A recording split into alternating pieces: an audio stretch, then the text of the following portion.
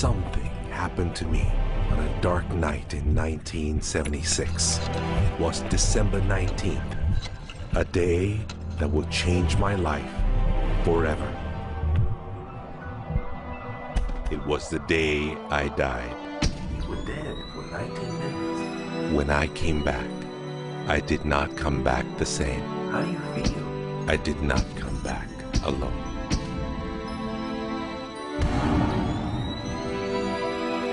What seemed like days passed in 19 minutes. And over the course of the next few years, I began to remember the greatest mysteries revealed to me. Anything is possible.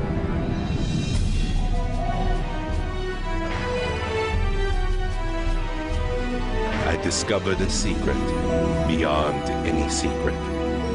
The sum of all secrets. My eyes have seen the sun. You have seen nothing. It's out there. I will find it. You will find nothing. It's like Solomon's gold.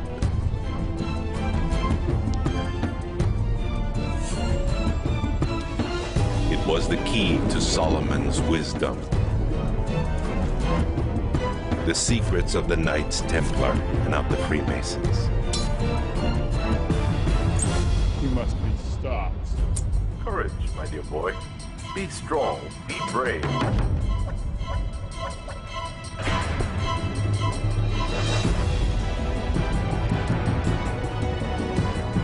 I challenged myself to find out everything I could. I found great teachers who knew this and began to seek them out.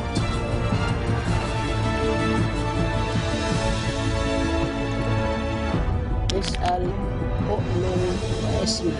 Ask, believe, and receive. I traveled the world, and the meta secret was revealed.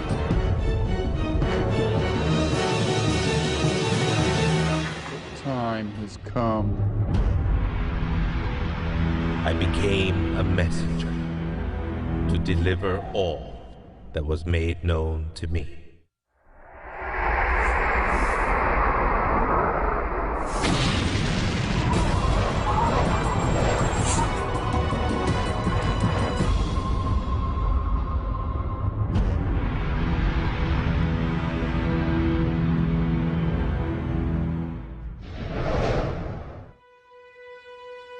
Hello there, I'm Bob Proctor. Meta is a nice word. It's a word most people don't understand. We talk about metaphysical, we'll say, oh, that's bad stuff. No, it's just what you can't see with these eyes. You got to see with an inner eye of understanding. Meta is beyond the physical. Do you know that 99% of our population has been programmed to let the outside world control the inside? If you want to get what you want, you let the inside world control the outside. That's what the meta secret's all about. The meta secret to wealth and abundance is doing what you love, following your passion, enjoying your life, being grateful for this moment, realizing that in fact, you already have wealth and abundance. You have wealth and abundance to the level that you allow it in your life. Expand your level of openness, deservingness, and you can have more wealth and abundance right now. How do you become more wealthy? You become more grateful. Studies here in the U.S. show that grateful people earn more money and are better at innovation. So the first step to becoming more wealthy is become more grateful. Find the good in your world right now, and you'll take a first step to become more wealthy. The meta secret to wealth is knowing exactly what you want and then being willing to pay the price to get it. Most people think that wealth just comes out of having this impression in your mind that you're going to live an abundant life. And that's an important piece of it, but it's incomplete. If you look at the word attraction in the law of attraction, the last 6 letters spell action, A-C-T-I-O-N. One of my favorite words is satisfaction. We all want to have satisfaction. And again, in Latin, satis means enough. enough action, satisfaction, enough action produces the result. You know, I've been very, very successful with the Chicken Soup for the Soul books, and everyone thinks, oh man, you were lucky, you had this great idea. And we use the law of attraction. We visualized and we put up posters around our office that simulated bestseller lists with our name #1. We visualized bookstore windows full of Chicken Soup for the Soul books, all of which came true. But there's a asking and a believing and a receiving, the 3 steps that I think of in the law of attraction. And the second part of believing is taking action. Because if you believe that your action is going to pay off, you'll take the action. So believing doesn't just mean like sitting there going, I believe I can be wealthy. It means doing the things that produce wealth. The key to abundance is to act in spite of fear, act in spite of doubt, act in spite of worry, act in spite of inconvenience, act in spite of uncertainty, act in spite of anything. If we're talking about metaphysical, we're talking about beyond the physical. So what we've got to do is go inside. We have been programmed to live from the outside in. We're letting what's going on outside of us control what's going on inside. If we're going to get into the meta side of our own personality, we've got to get away from this physical instrument we've got and move into the higher side of our own personality.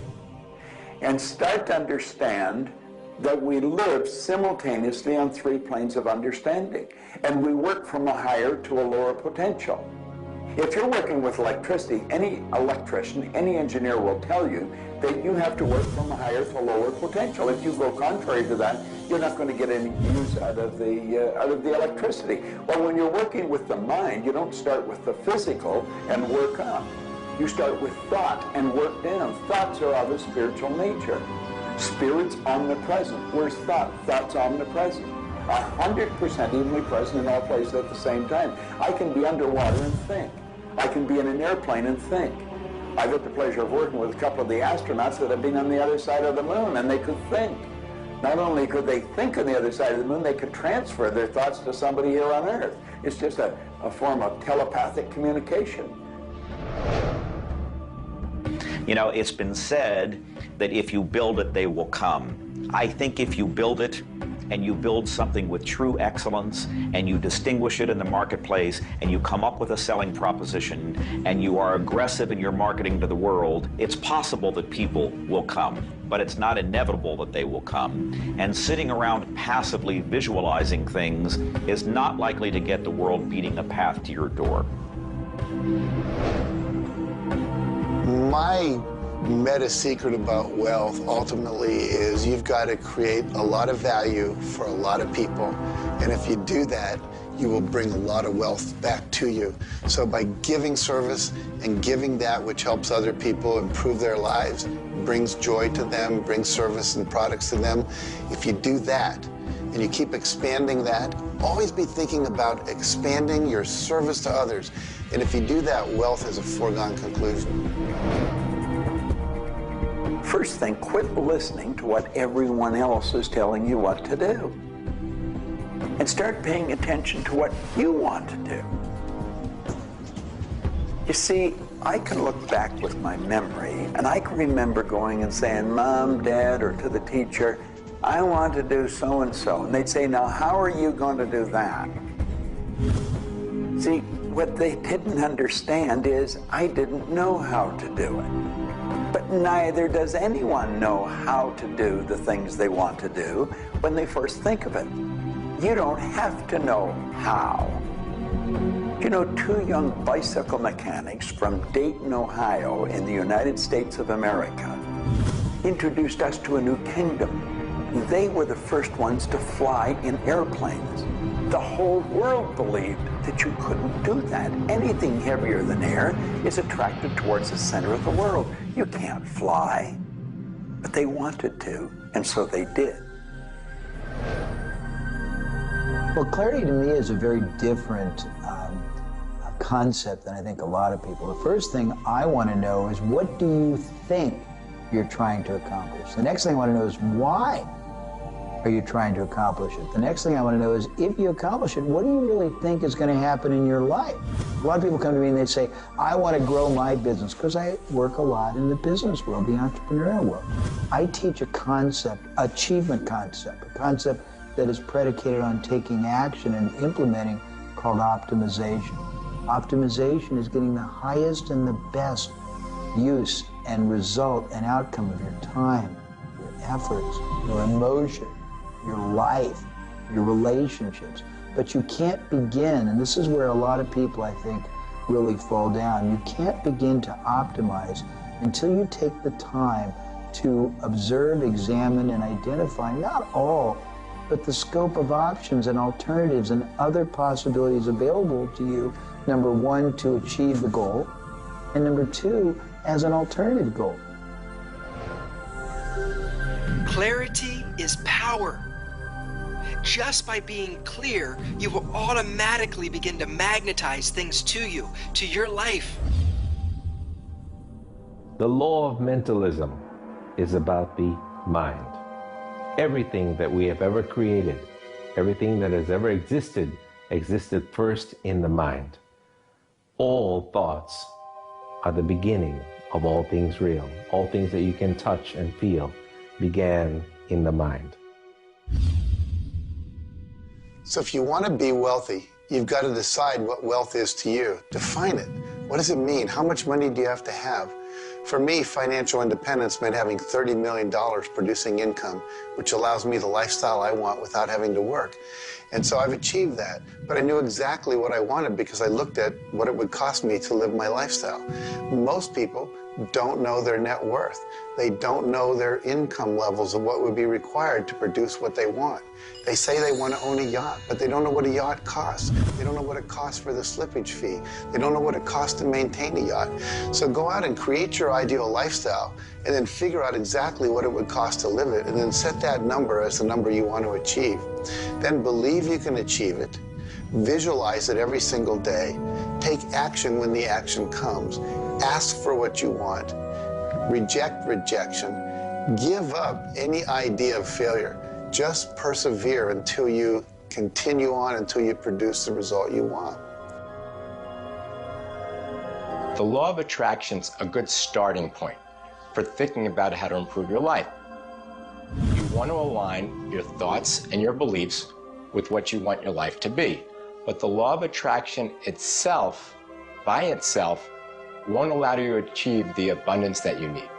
There are certain steps that you need to take, and these steps are all incorporated in what we call the meta secret. And the meta secret isn't one solitary method or one solitary system.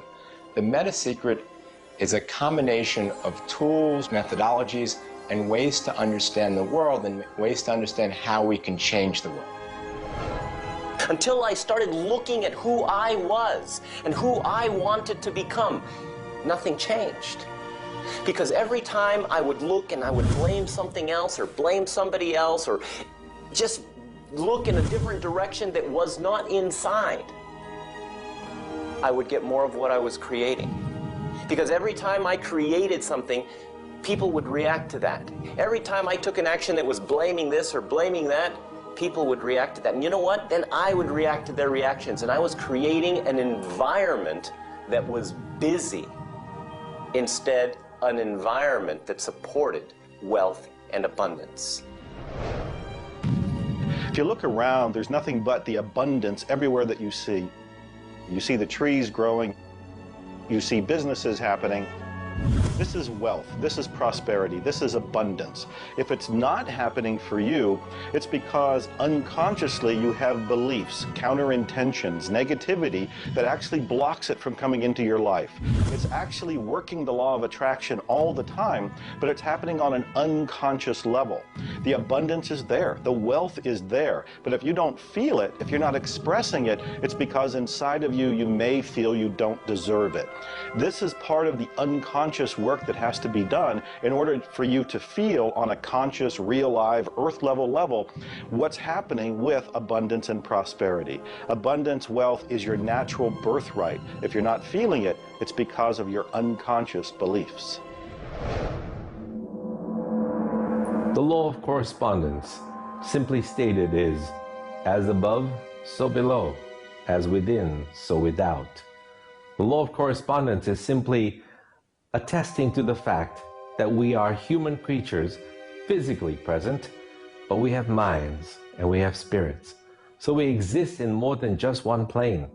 We might even be multidimensional beings with multidimensional thoughts, and there may be more to you than just meets the eye.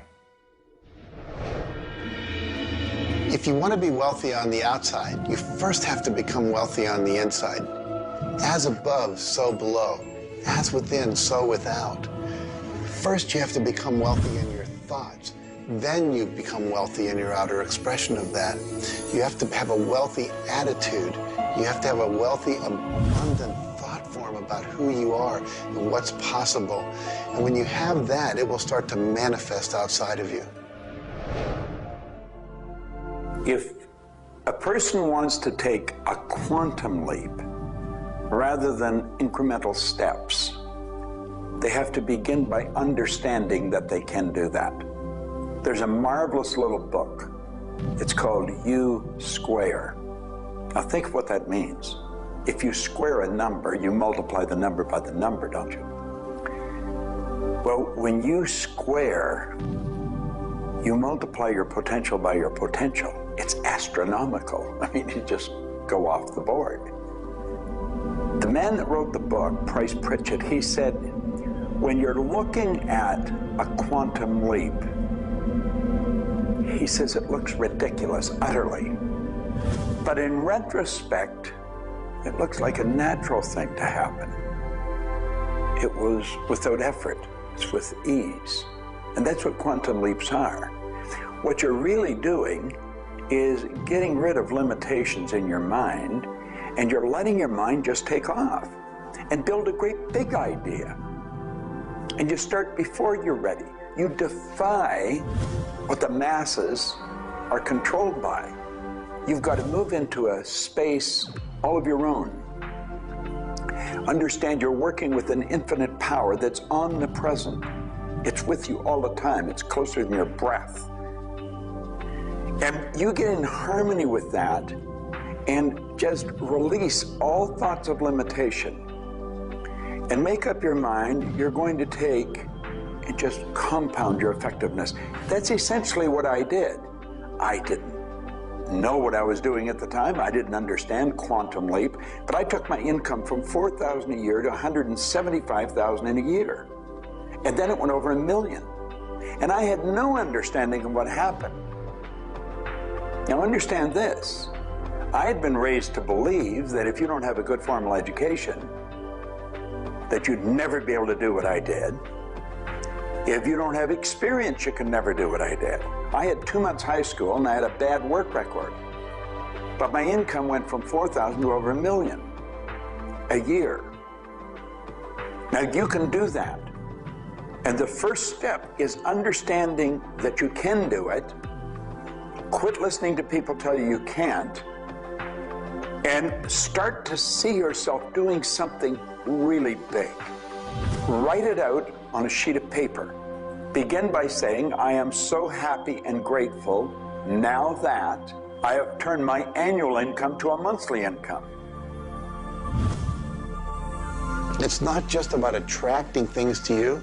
It's about learning to trust what you're attracted to. You are naturally going to be attracted to certain kinds of people, to certain movies over other movies, to places you want to vacation versus other places, to workshops you want to take or books you want to read versus other books. Trust what you're attracted to. It will take you where you need to go, and it may not always make sense to you. I remember going to a seminar, and there was a woman teaching about how to triple your income in a year. And at that time, I was probably more like a hippie than I am the entrepreneur that I am today. And my wife, who was against making money at the time, thought it was evil when you should be in total service and all this. She said, I can't believe you're going to that workshop where they're going to teach you about how to make all this money. I thought you were more spiritual than that. I said, honey, I don't know why. I'm attracted to that workshop. I'm going to go there. So I sat down, the woman next to me, we started talking. It turned out she was a veterinarian. And it turns out that our cat had feline leukemia at the time. And I started talking to her about that, and she said, well, I'm the world's expert on feline leukemia. And I said, well, I've heard there's no cure for that. She said, no, there actually is a cure, and I can teach it to you. And so she called my veterinarian, told him what to do. My cat lived for many, many more years than the local vet thought it should. But see, I was trusting my attraction to go to that seminar, and it led me in a path that saved my cat's life, which was not where my conscious thinking was, but it was a very important goal to me to keep my cat alive. Those kind of things will start to happen. Most people are uncertain about something. They're uncertain about their next step. Here's your message. Do it. Do it. Whatever you're uncertain about, do it. Take the step. You will learn so much more. You'll get so much further faster by actually getting in the game than doing it, than thinking about it forever. One of my sayings is, one step in the right direction is worth 100 years of thinking about it. The law of correspondence, the law of mentalism, and the law of vibration all combine to help you understand that the notion of wealth is arbitrary. You're always wealthy in comparison to someone else. You choose a person to compare yourself with, or your wealth or your level of wealth with, and then you decide at that point to be happy with the situation or to be unhappy, and therefore change it. All of wealth is subjective. Understand this, and you understand that there's an ebb and a flow to your finances. The more comfortable you are with how you interact with the world, with the value you give in the world, with the service or the product that you give the world, then you begin to realize your place in the world. And by realizing this, you participate in the abundance that is all around you at every moment and at every time. It is all yours. From the beginning, it was yours. Until the end, it will always be yours.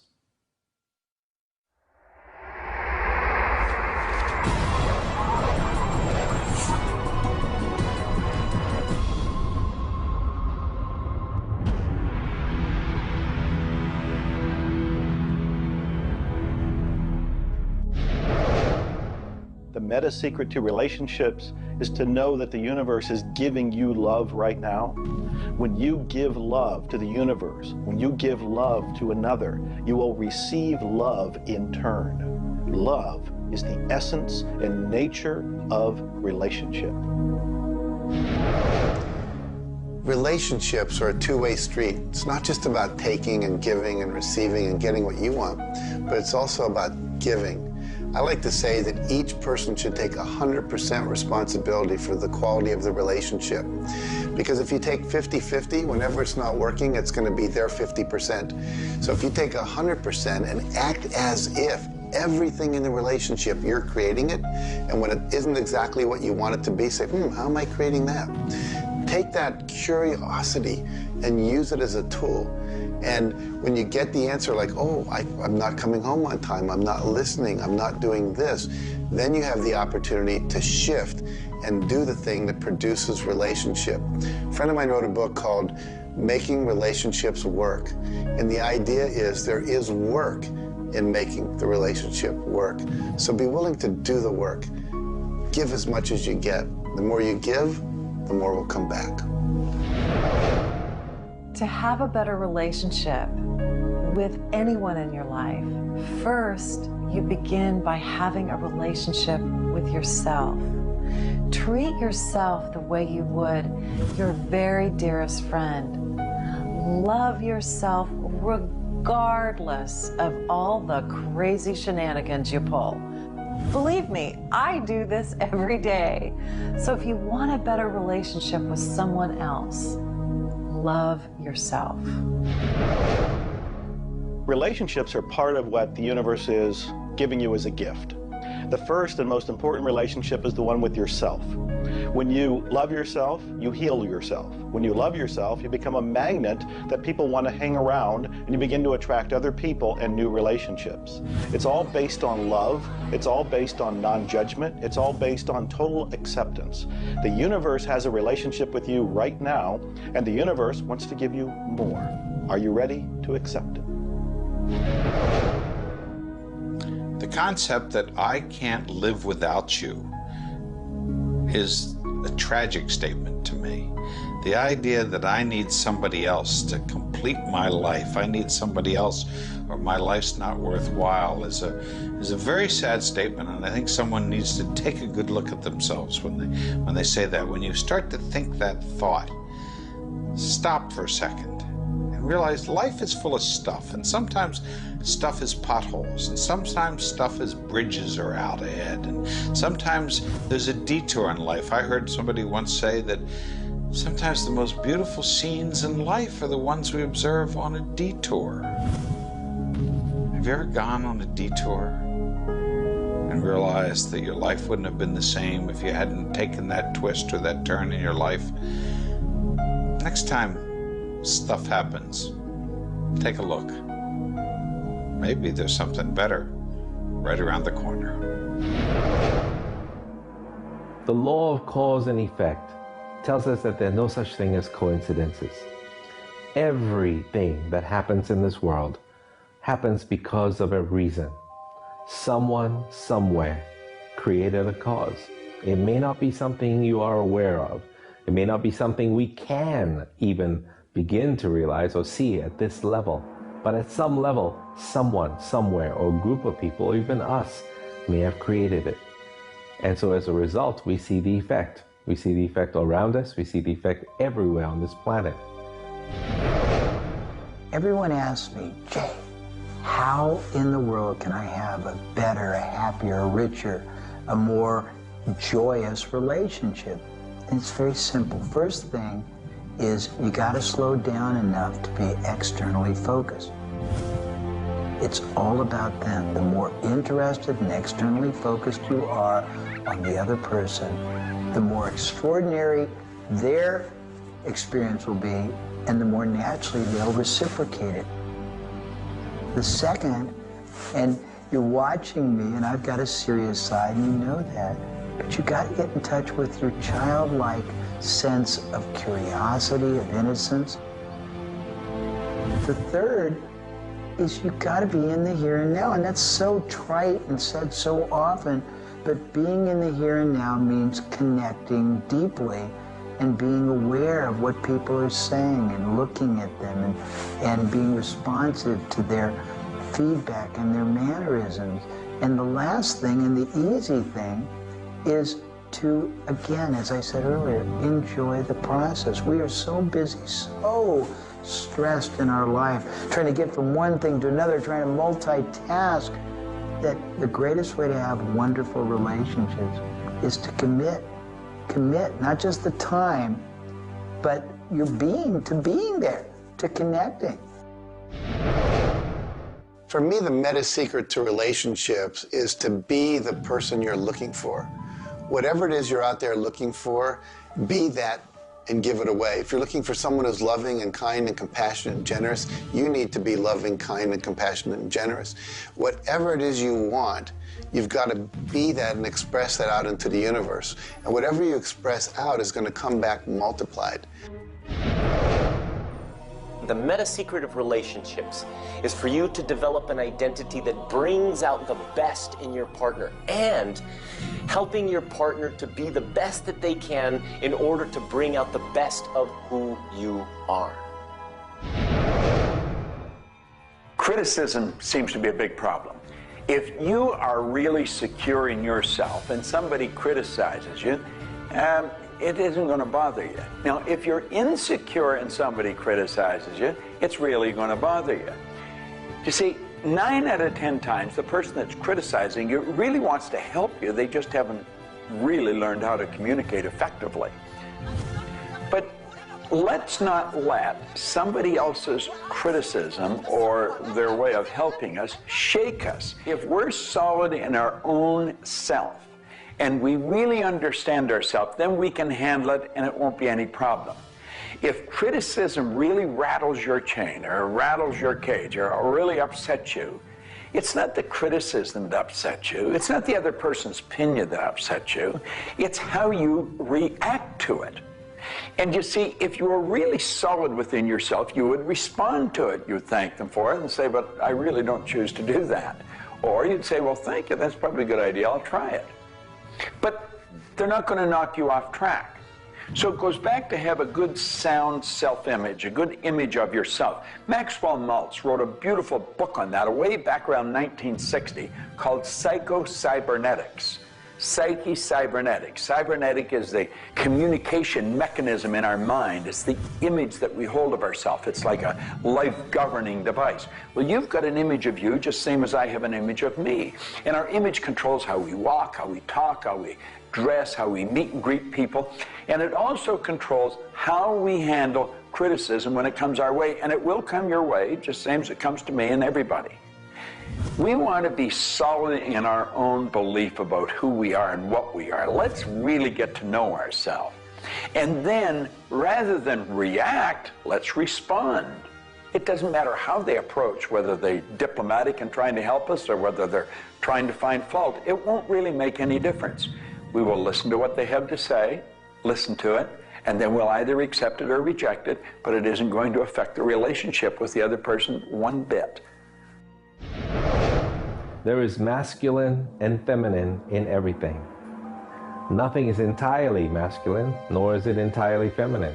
We have different aspects of yin and yang, of harshness and softness, different aspects of masculinity and femininity in everything. If you take a look at life and see it all as a combination, see how we are always living in combination, then you begin to realize and to also appreciate the law of gender. Relationships are about communion, taking our life and making it sacred through connection with another human being. So communion and making sacred is what relationship is all about. You know, there's a lot of lonely people around. And if you're lonely, I'm going to let you in on a secret. You're always going to be lonely until you become friends with yourself. If you're looking for company outside of yourself, you're looking in the wrong place. You want to go inside. And when you get to really look at you, you're going to feel so good about you. You're going to love yourself. Now, you see, as a little kid, you were probably taught, don't love yourself, that's conceit. I know I was, and most of the people I know. That's not conceit. That's a healthy, conscious awareness of who we really are. I'm not talking about an ego trip. I'm talking about really becoming acquainted with yourself. You've got to build a good relationship with you, or you're always going to be lonely. When you get angry, look at it as, okay, this is a gift. I need to release something here. And in that process, relationship becomes a school for growth instead of just like it's someone that's going to please me. Look at how can I serve them and how can I learn from them, as opposed to how can I manipulate them to give me all my needs met. If you do that, you're going to end up with a much better relationship. If you're in a relationship where you're not experiencing full love, the way to change it is not by changing the other person. It's by changing yourself. You look within yourself and you start to feel grateful for everything about you. As you change your relationship with yourself, magically, the outside relationship will change as well. You will suddenly see it transformed. You will suddenly see that there's love in that relationship with that other person. But you don't change the other person. You change you. A lot of people spend valuable time in their life focusing on the past. I could probably spoil your week if I reviewed the first 26 years of my life. My life was a mess. And you know, at the end of 26 years, imagine living for 26 years and looking at yourself, you're unhappy, sick, and broke. I had a guy look at me and he told me I was one of the most miserable people he had ever met. And he was right. I was plain miserable. He said, you're always sick. I didn't have a terminal illness or anything, but I was always backache, headache or something, and I was always broke. He said, why don't you change it? Well, as long as I kept focusing on what led me to this point, which was a bad trip, I was going to create more of the same. And he said, let it go. Forgive it. If you're looking for love and not finding it, it's no doubt because of a lack of forgiveness in some area of your life. This is true for all of us. You want to look in your life, look at your past, look at all of your relationships, and ask yourself, where have I not forgiven? Myself, my parents, my siblings, my neighbors, my relatives, my business partners, where have I not forgiven? When you go and forgive, you release the energy that allows the law of attraction to bring new love and new relationships into your life. How do you do this? You look and ask yourself, where have I not forgiven somebody? Somebody's going to come to mind. It could be you. The second thing you do is say, can I forgive them? Can I forgive myself? Whether you say yes or no, you move to the third part of this, and you start to wonder, what made that person act the way they did at that point? What made me act the way I did at that one point? And you start to go deep into understanding the psychology of behavior, and you realize we're all doing the best we can, yourself included. At that point, when you can forgive yourself and you can forgive these other people, whoever it might be, for whatever may have occurred, when you forgive them, you release all of the energy that's been stuck psychically within your own mind and your body and your soul. And when that releases into the universe now has an open pathway to return to you new love, new relationships, new blessings. It all begins with forgiveness, and you can do that right now. When we talk about love, we're talking about the greatest word in the world. Leadership is a great word, but no word compares with love, because without love, you're dead. There's life in love. There's forgiveness in love. There's really everything. There's thankfulness in love. Now, the problem is learning where do we start, because we find sometimes in families there's no love. In marriages, there's no love. But we quit looking around. If we start learning, it begins with me. And when we start learning, we're not too loving ourselves. And it begins with your learning. To me, you could say you're loving, but unfortunately, you love people you like. Love has to be unconditional, loving those you don't like. Now, in my case, when my wife married me, she said she loved me. I told her I loved her. But as soon as we got married, I would say, I love you. She said, well, why don't you act like it? I say, I do act like it. She says, you have a funny way of showing it.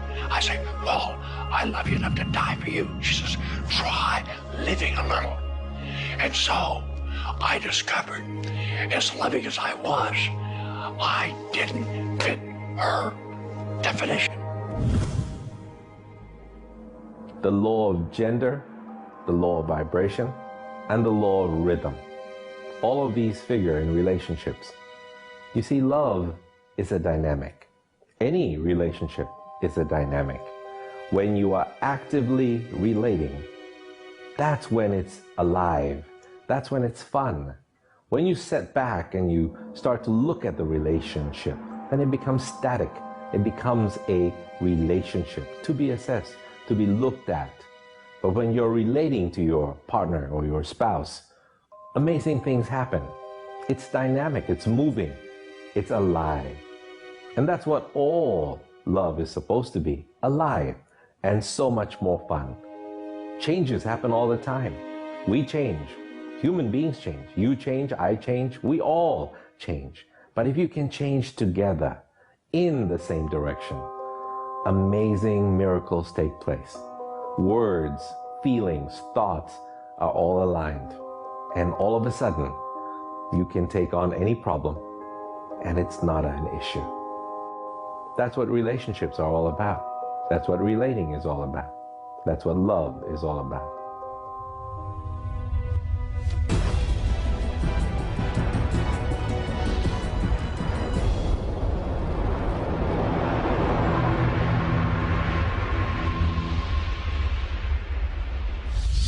はじめに言葉劇、すなわち、クリエイターなるものはやはり言葉、振動を用いて全てを設計されたんではないかと思うんですね。そして、その、振動の、設計図は非常に緻密なもので美しい共鳴振動にあふれたものであったことでありましょう。もし、先ほどの実験にもやったように、非共鳴、同士の組み合わせであるならば、それは破壊的なエネルギーとなって、命を形作られないからです。私たちの体は最終的にクリエイターの、いろいろな、試行錯誤によってだんだんこう単純なものから、微生物だとか海の中のものだとかそういうものから、小動物始まって複雑なものになっていって、最後の芸術作品として、クリエイターなるものが作られた結果、私たちはあるというふうに思うんですね。その本来の設計というものが、バランスの取れた振動の組み合わせというものが、何らかの要因によって崩れていくときに私たちはストレスを持ち病気になっているんだというふうに考えています。As you've already seen from Dr. Masaru Emoto, water makes up 85% of our body, and the thoughts we think actually create a vibration in the water that has memory. And so you have to think positive thoughts. Again, we go back to forgiveness and letting go, thinking positive thoughts, expecting to be healthy, not listening to what people tell you, not taking in beliefs. I have been out in the sun my whole life. I've never gotten skin cancer, don't intend to get skin cancer, and when stuff comes on about it, I choose not to listen to it because I know that belief would affect me. So I believe that I am a person that my spiritual connection keeps me healthy. Also, though, I work on the level of the physiology of the body, the biochemistry. It makes sense to play at that level. I eat organic food. I drink healthy water that's not contaminated with chlorine and all the stuff they put in it, so I filter my water. I eat the right kinds of nutrients for my body. I've found out what I'm allergic to, and I've basically eliminated those from my diet. I exercise, so exercise and keeping my body toned. We want to have resistance exercise. We want endurance, which means we need to jog and do aerobics and things like that. And we need to have flexibility, things like yoga and Pilates. So we need a complete system to keep our body healthy.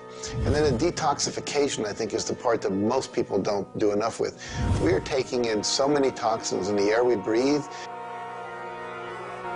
But if you will cleanse on a regular basis, I cleanse every Monday. I just do a cleansing diet where I just drink liquids and then I don't eat anything else, and my liver has a chance to get rid of all the toxins that are in my body. I want you to understand that you have a marvelous mind, and you can do anything with it, and don't ever listen to anybody that tells you you can't.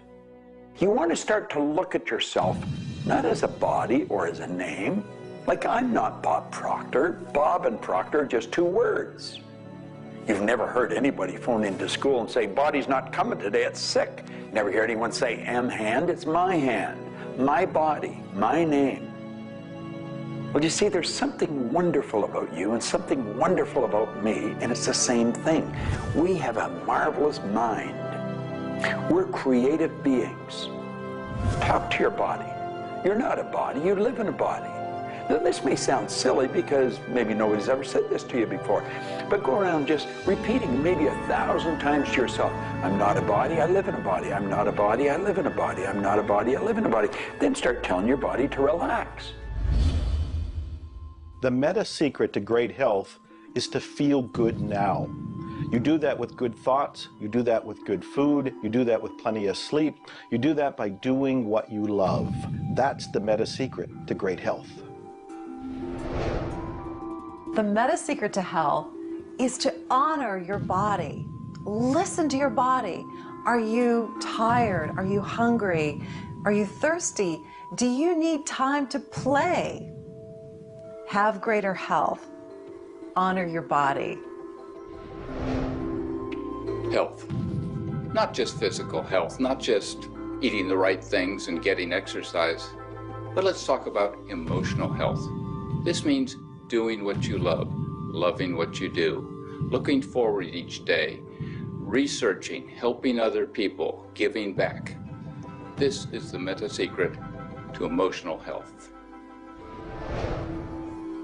To me, recognizing the divine component in us has a twofold effect. On the one hand, it's incredibly humbling, because how many of us really live up to being godly? How many of us really maximize the God-given talents that we're given? How many of us really live lives of fulfilled potential? So on the one hand, it's kind of intimidating, but on the other hand, it's very inspiring. It's inspiring to think, I, as a human being, am capable of being godly. I'm not God. I'm not going to confuse myself with God, but I am capable of being godly. I am capable of a goodness which can resound around the world. I am capable, like God, of using language to bring things into existence. An architectural drawing is the languaging of a building into existence. A marriage contract is the languaging of a relationship into existence. Any sort of contract does that. A novel creates a world that may be more real to us than the so-called real world that we are living in. And being godly is both an obligation, which frankly I feel I fall vastly short of, but also an incredibly inspiring opportunity. And the ancient traditions, not only the one that I come from, but really all of them, teach us this. The law of rhythm is the very fabric of life itself. Rhythm is everywhere. Things are born and things die. We move into a season and we move out of a season. We go within and we go without. We change. Rhythms flow in our emotions as well. You cannot always be feeling happy. Sometimes you'll feel sad, you'll feel down, and then you'll come out of it. Whatever goes up must come down. You've heard the language. Rhythm is exactly that. And the minute you begin to realize that all of life is all about the law of rhythm, then you can flow easily in bad times and then have more fun in happy times.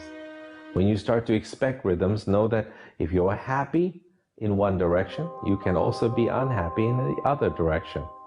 The law of rhythm surrounds us, works with us, and if you master it, there's nothing you can't do. The meta secret to health and having amazing energy is the ability to look at your world from a perspective that, hey, things aren't always going to go your way, but you know what? As long as you always do your best, as long as you are focused on what you achieve and what you're trying to accomplish, then it's all going to work out. I think one of the most important keys is to recognize in life just about all the limitations that we have are self-imposed. To realize that is the greatest breakout, the greatest. I talk about staging jailbreaks in your life, breaking out of the mental prisons, getting over the walls of the self-imposed impossibilities in life. And it is remarkable what happens when you realize, take a look at what really is holding you back. And very often, almost all the time, it's you. It's you. The power lies within you. See, humor is good. It really is. I don't really understand what it does to you, but I know it does something to your brain. Norman Cousins, who's gone now, but lived a long and very, very effective life. And he had been diagnosed with a disease, and it was killing him. He was literally dying.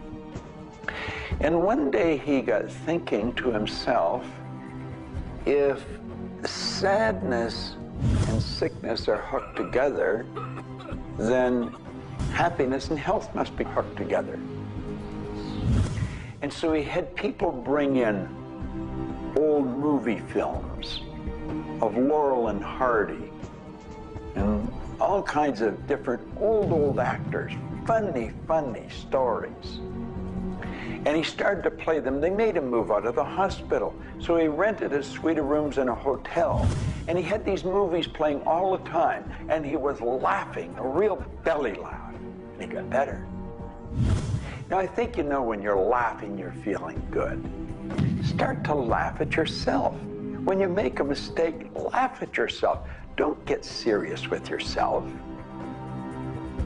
It plays a very, very important role in a healthy, relaxed life. If you want to study it further, get into some of Norman Cousins' material, and he'll explain exactly what it does to the brain that controls the vibration of the body. Start laughing a little more. Have fun. The mind can't be all it is designed to be without the body being everything it was designed to be. But we basically thwart both. Or you can have a great relationship. You can have a great financial situation. You can have a great family relationship. And the big problem in our society, certainly in Western society, people don't exercise, 92% of the people don't exercise, they don't eat nutritious things, they don't complement against, to compensate. It's very simple. And if you break it down to the little steps like eating an elephant, you'll have the most rich, satisfying, fulfilling, gratifying, liberating life, but you got to balance it. Health is all up here. All I know is right now, I don't have a voice, I don't have good sight, I don't have a hearing. My strength is gone. However, I have never been more excited and thankful in my whole life. The law of vibration simply states that everything is in motion.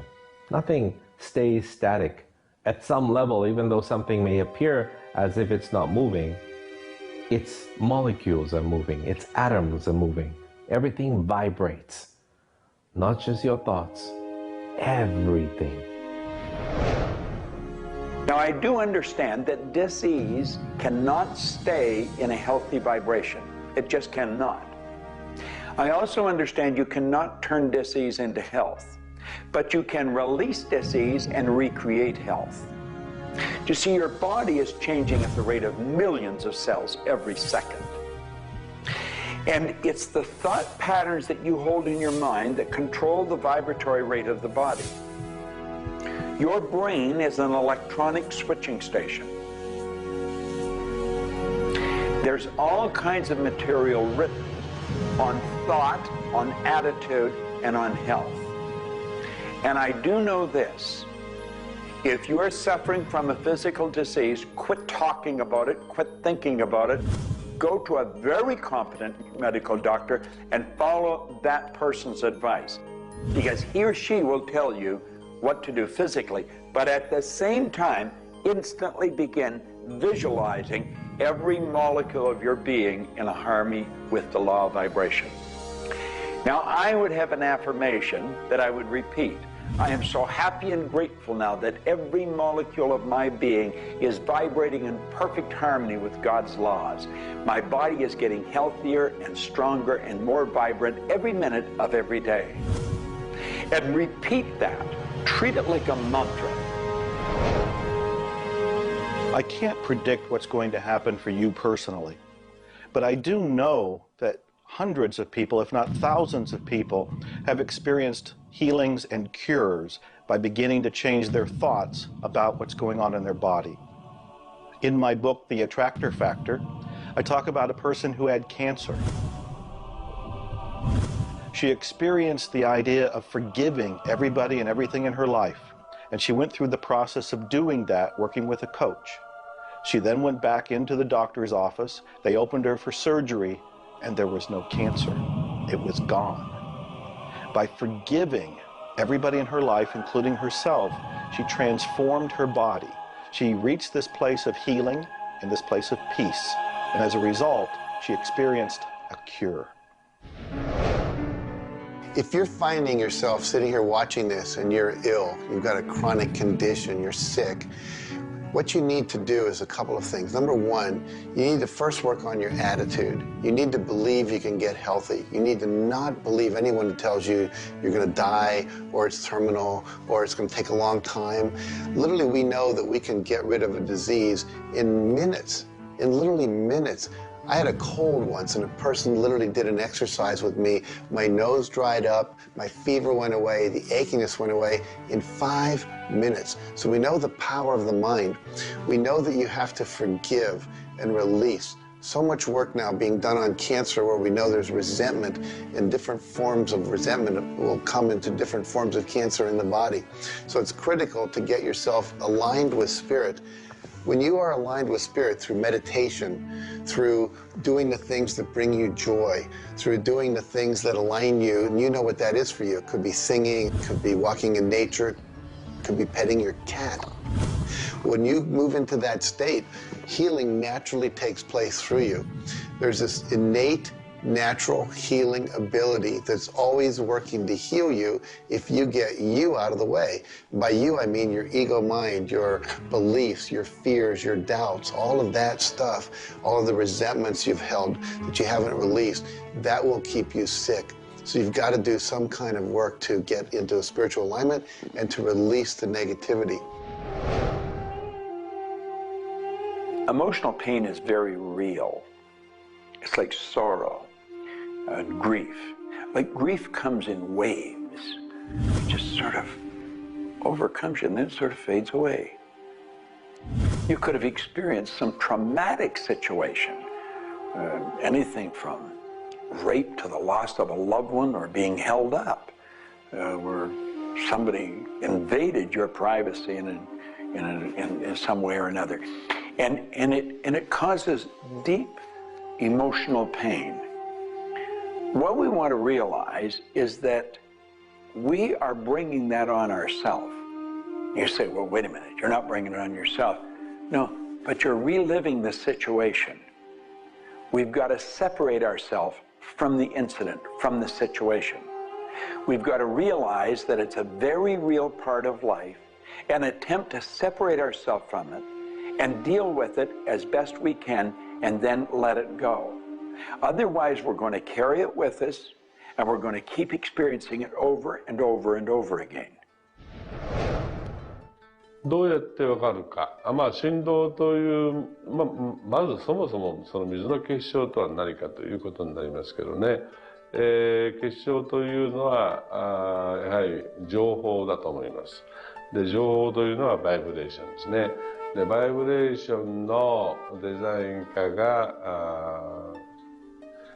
雪の結晶あるいは水の氷結結晶という形になって現れてきていると思いますが、やはり我々がなんで美しいとか醜いだとかそういうような認識能力があるのか、あるいはそれだけには全人類本当に、一緒の価値観を僕は持っていると思いますが、それはもうやはりクリエイターがそのように設計されて、いるからだと思うんですね。それが崩れちゃったらもうこれはもう本当にどうしようもないんだけど、その美醜というのが我々の美しさ、ごめんなさい、バイブレーションの健全さということにつながっていると思います。水は神が自分の意識機あるいは意図をまんべんなくこの宇宙に伝えるためのキャリアとして、作られたものだと思いますね。ですから水が別の言葉で言うならば神の、一種のメッセンジャーということになると思いますね。それの形が大げさで言えば結晶という形で表されていると。で神にとってふさわしくないなと思うような現象については水はやはり結晶的にノー、良いものはイエスという判断を示すというふうになっていると思うので、それがなぜできるのかということになってくると、これはまた僕にとっては来世の研究課題かもしれません。Stress is caused, in my opinion, when we take our power and give it to the problem. We want to maintain the power. I'm in control of me. The power is going to stay with me. I am not going to let the condition, the circumstance, or the challenge that I may be facing control me. You can make a decision right now that you are going to maintain your power and you're going to let everything outside stay outside, and you know that when you're in a totally relaxed state, the solution to problems come. Quit getting involved in these sophisticated stress management deals. Release the stress. Let it go. You're in charge of your body. Just say peace, be still. Visualize a beautiful lavender energy flowing right into the crown of your head and circulating right through your body. And then start to imagine every molecule of your body vibrating in perfect harmony with God's laws. You're totally relaxed. You're in charge of yourself. There is no stress where there's relaxation. Be calm, peace, be still. Don't even use that word anymore. Get rid of it. Release it. The laws of cause and effect, of rhythm and polarity, come into play when we talk about your health. Your body is an amazing symphony. Amazing miracles taking place on every part of your body. And what holds it together are fields of force that we cannot even begin to understand. Every day, your cells are renewing until you have new organs generated all the time. And your body and your cells are repairing themselves even as they remove toxins from your body. I can't help to wonder sometimes if you gave that entire symphony a wonderful environment filled with fields of happiness and radiant joy and vitality, how that growing, renewing process might work a little bit better, sort of like happy children in a playground.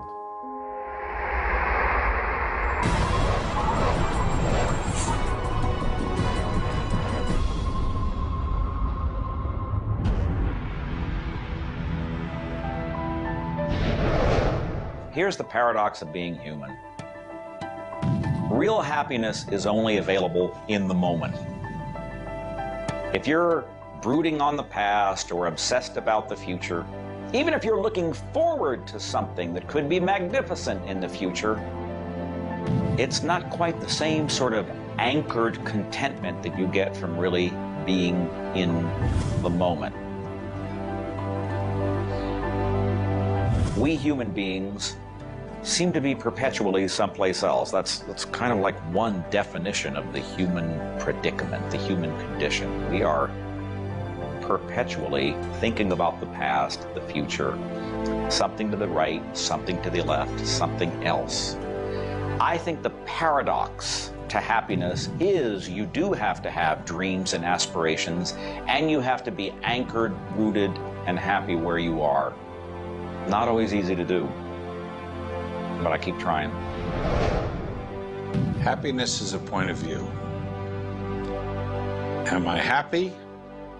Yeah, I think I am. How can somebody always be sad? Of course we're sad when we lose somebody that we love, or that when the project we're working on so long doesn't work out. Temporary sadness is a very human condition. How can you be happy? Maybe by finding things to do that make you happy. You see, if you're miserable, your mind is focused on the past. There's a method concept. Get you over any miserable concept in a heartbeat. Focus on right now. See, you're miserable because of something that happened that you didn't want to happen, or something she said or he said or they did. Forget it. It's in the past. And quit worrying about the future. Have you any idea the number of electrical charges must fly through your body for the simple object of writing your name? See, your brain is an electronic switching station, and you've got one. And you can activate brain cells. You can set up any vibration you want. If it's a negative vibration, you're going to be unhappy. If it's a positive one, you're going to be happy. Every brain cell is a positive and a negative pole. Everything that you look at is going to be impregnated into cells in your brain. Now, you're either going to look at the positive or the negative side of it. What side do you want to live in? I choose to look at the good side of a situation. Put yourself in a good vibration. Think of the blood in your body. Do you know it circulates through hundreds of miles of passageway every 33 seconds? It carries all the food in and all the garbage out. You've got more power in your little finger than you need to light up your home for the year. There's about 11 million kilowatt hours per pound of potential energy locked up in your body. And you're probably saying, I haven't got any energy. That's because you're miserable. Get out of it. Get over it. Focus on now. One of the most important things you need to do in your life is discover your life purpose. I believe that everybody is born with an individual and unique purpose. And when you are doing your life purpose, when you're living it, expressing it, fulfilling it, you're happy. And so many people have talked about joy being your guidance system, that when you're off purpose, you're not happy, you're not joyful. And so this joy, this inner experience of happiness and joy is a way of saying, oh, I'm on course, I'm doing the things I'm supposed to do. Stephen Covey said, you know, you don't want to get to the end of life and get to the top of the ladder and find out the ladder was leaning against the wrong building. You can be very, very successful. And we see people with all the cars and the toys and the money and the society recognition and so forth, but they're not happy because they're not fulfilling their purpose. Think about it like this. A rose has to be a rose. A chrysanthemum has to be a chrysanthemum. A geranium has to be a geranium. And yet we as people have been given choice. The choice to pursue any number of things and do whatever we want to do. But unfortunately, most of us have been talked out of our purpose. If you want to be happy, come back into this moment and do what you love in this moment. You should absolutely work toward improving your life, improving the world, improving your relationships, improving your finances. Every sort of conceivable improvement at a micro or macro level should indeed be your agenda. But if you are not happy with things the way they are, then your happiness is perpetually on hold pending a condition that doesn't exist yet. If you do that, you will never be happy. You have to realize that the point of power in your life is in this moment. People think about the future and they throw their power into the future.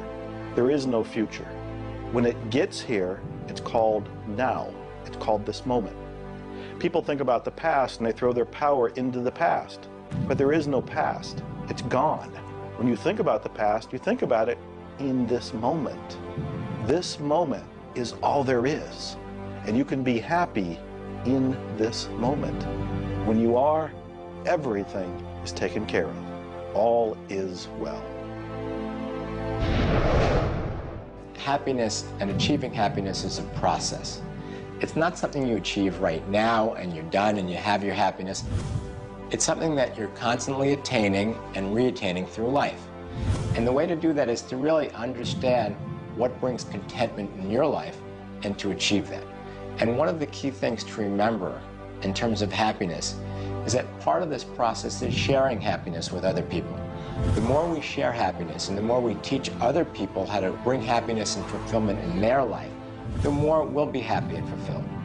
So continue with your journey of greater fulfillment, and you'll have more happiness in your life. The law of polarity is about dualism. Everything exists in relation to something else. There is no person that's entirely good. There is no person that's entirely bad. There is no entirely hot or entirely cold. It's always hot in relation to something else that's colder. It's always colder in relation to something else that is hotter. We move in directions as opposed to moving in a static field. We always move from one place to another, from one thing that's more pleasant to something that's less pleasant, or something that's unpleasant to something that's more pleasant. There is a movement, and this movement exists because of polarity. Happiness is what you want, and happiness you can have right now. Why aren't you feeling happy? Why isn't anybody feeling happy? Because psychologically they use unhappiness as a motivator. They think by being unhappy, angry, desperate, frustrated, whatever the feeling might be that's not happiness, that it will whip them forward. It'll make them take action. And it's something that actually shoots themselves in the foot. Because when you are happy now, which is available to you right now, you know what your choices are. You can see what your decisions are to be, and you can more clearly decide on what to do next. It comes into really understanding something about ourselves. We should start at a very early age, and we should ask ourselves, who am I? You know, what really makes me tick? And get to know ourselves. We're in a hurry to get a car or build a business or buy a house. We should introduce ourselves to ourselves. School hasn't done it. Our parents aren't doing it. You go to work for somebody, they're not going to do it. So if you don't do it for yourself, you're not going to do it. This deals between you and yourself. Pogo said, we have seen the enemy, they are us.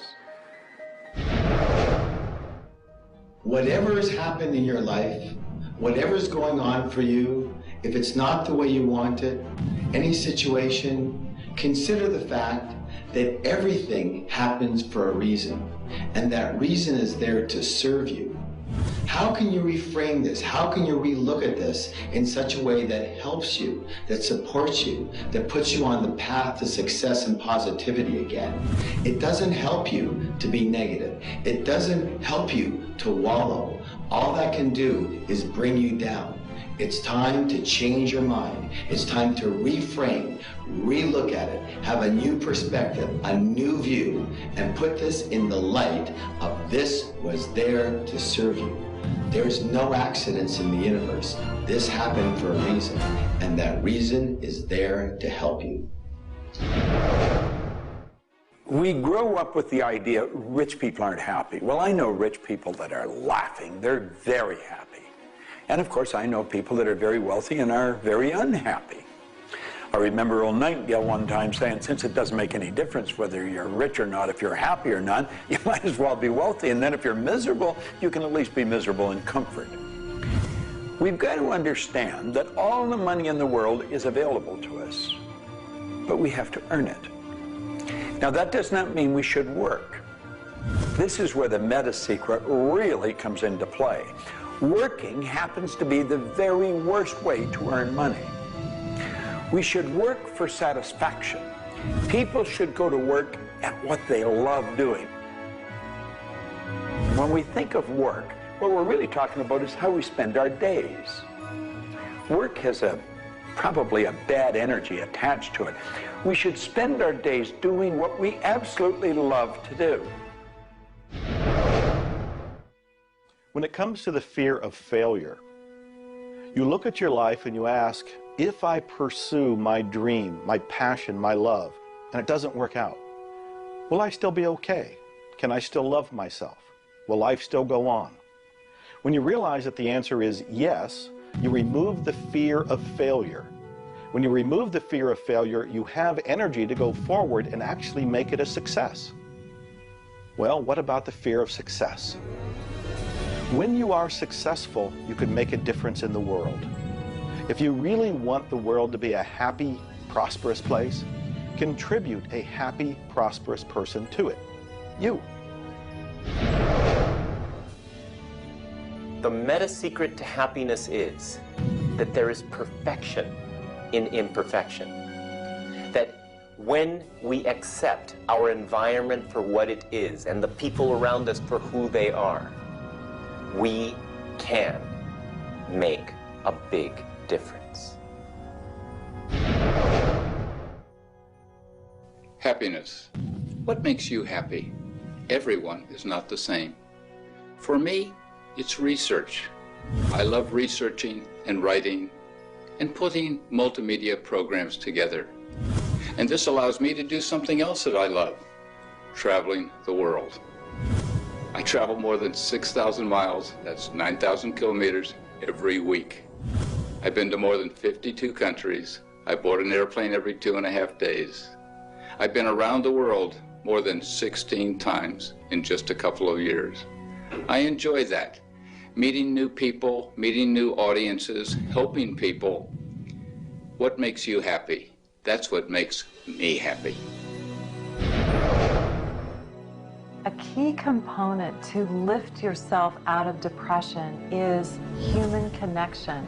Go connect with another human being. Another powerful tool is movement. And a third is laughter. Go play and have some fun and watch your spirits begin to lift. The meta secret of life is to realize that the journey is the thing. I believe the first thing a person should do is establish a purpose. Why are you even here? Why do you get out of bed in the morning? Why are you living? I honestly believe every one of us are hardwired to do something. So how do you decide on your purpose? You decide on it by asking yourself, what do I really love doing? So you have your purpose. This is what you're going to do with the rest of your life. And then you build a vision. Then your goal is taking a bite out of that vision. Now, when you do that properly, you're going to love what you do. When you wake up in the morning, you can't wait to get going, and you're going to be doing it until you go to bed at night. Therefore, all of your day, all of your hours are filled doing with what you love to do. That's called living. Everything else is dying. See, there's a basic law of life. It says create or disintegrate. You're growing or dying. Find out what you love, dedicate your life to it. Most of us, when we approach happiness, are looking for someone out there to make us happy, some event to occur, and then we'll be happy. If I get to the retirement stage, if I get my car, if my wife is nice to me, if my son comes home on time, then I'll be happy. The truth is, happiness is an inside job. It's a choice. When I have an expectation on how someone else should be, I've given my power over to them. What I want to do is simply learn how to create joy and happiness inside myself. And we can do that in numerous ways, by doing the things we love, by focusing on the good qualities in ourselves, by choosing to focus on the good qualities in others instead of being judgmental. Once we realize that happiness is an inside job, and I get to be as happy as I choose to be, not as happy as other people make me, the reality is I can move into a state of pretty much constant joy and bliss. Stuff happens. Life happens. And then you get to choose. Look, you have a mission to do. You have to find meaning in your life, and you have to share it with others. There's a whole world out there that is suffering, that is in survival. They are grieving and they are hurting. You and I can make a difference. You begin right now by looking at your life, no matter what's going on in your life right now, and you find the good in it, the positive in it, the growth-oriented reasons for whatever it happens to be. You find the good in it, and whatever is happening, you turn it into something positive. You turn it into something good, and you go and share it with the world. You will become an inspiration to others. People model other people's behavior, and that's how the world changes. You be that inspiration for success. You be the model for change. You be that person that has meaning in their life, and you will give meaning to yourself and others. It all begins with you.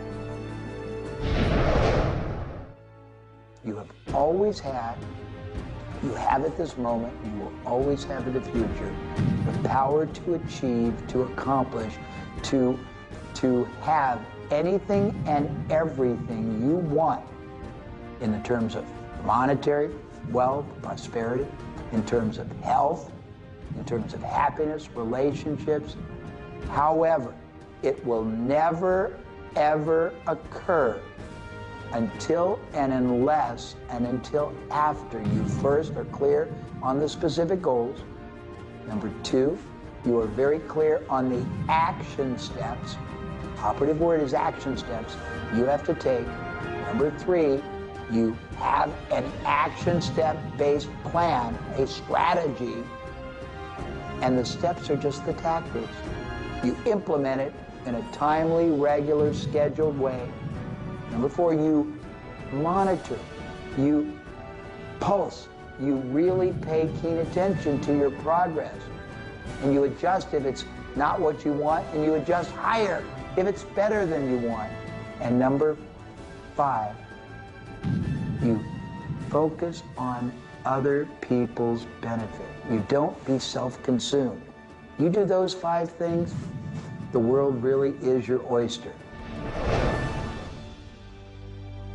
Do you know, you find people that are quite comfortable with what's termed uncertainty. The truth is there isn't any uncertainty. There's only the law. And the law decrees that everything happens the way it's supposed to happen.